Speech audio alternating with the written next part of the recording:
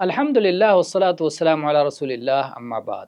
بعض جاہل لوگوں کے پاس طلاق کی قسم بہت عام ہے۔ کہیں گے میں یہ کام ضرور کروں گا، اگر نہیں کیا تو میری بیوی کو طلاق، یا میں یہ کام ہرگز نہیں کروں گا، اگر کر لیا تو میری بیوی کو طلاق۔ تو اس طرح کہنا یہ بہت بڑا جاہلانہ اور احمقانہ عمل ہے، بیوقوفی والا کام ہے۔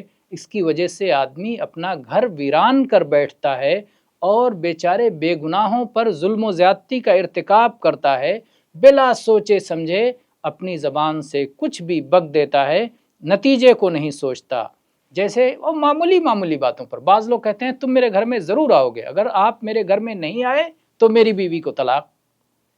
کتنا غلط طریقہ ہے اس طرح طلاق دینے کا۔ اس سلسلے میں اہل علم کا اختلاف ہے کہ یہ طلاق اگر کسی نے یہ قسم توڑ دی تو طلاق واقع ہوگی یا نہیں واقع ہوگی۔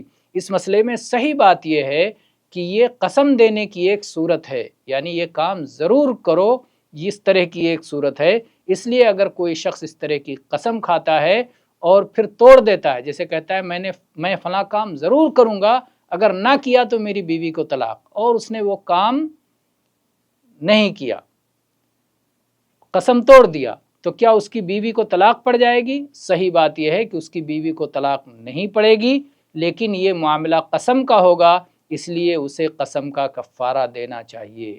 یہی راجح اور صحیح مسئلہ ہے، اور اس کی دلیل میں اللہ تعالیٰ کا یہ قول پیش کیا جاتا ہے سورہ تحریم میں کہ اللہ تعالیٰ نے نبی صلی اللہ علیہ وسلم کو مخاطب کر کے فرمایا یا ایھا النبی لما تحرم ما احل اللہ لک تبتغی مرضات ازواجک واللہ غفور الرحیم قد فرض اللہ لکم تحلۃ ایمانکم۔ تو اللہ کے نبی نے جو حرام کر لیا تھا، اللہ تعالیٰ نے اسے یمین قرار دیا، تحلۃ ایمانکم کہہ کر کے۔